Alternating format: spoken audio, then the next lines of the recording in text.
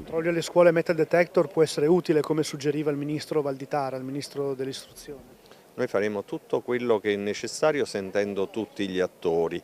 In questo momento puntare su un'azione specifica e voler pensare che un'azione specifica da sola possa essere risolutiva può essere velleitario. Noi non escludiamo nessuna ipotesi, è proprio su questo che stiamo lavorando.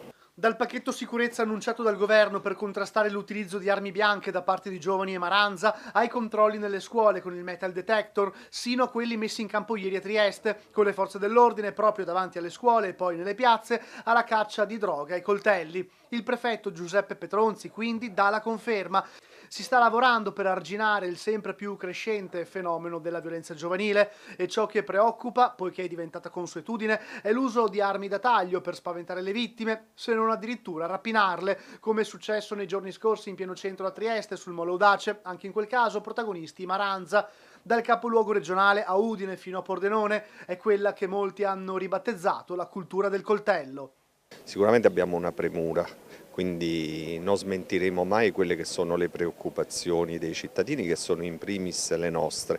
A queste noi aggiungiamo il dovere nostro e la responsabilità di impegnarci per preservare la sicurezza della nostra città e dei suoi abitanti. Lei ha fatto riferimento a delle attività che le forze dell'ordine esprimono quotidianamente, che fa parte della loro quotidianità.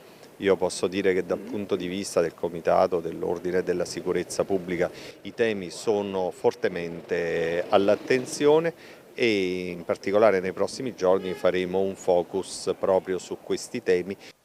Un concetto che ha rimarcato anche il presidente del Friuli Venezia Giulia, Massimiliano Fedriga, aggiungendo che servono conseguenze dure e certe per chi si rende responsabile di gesti gravi. Controlli sono importanti, sia ben chiaro.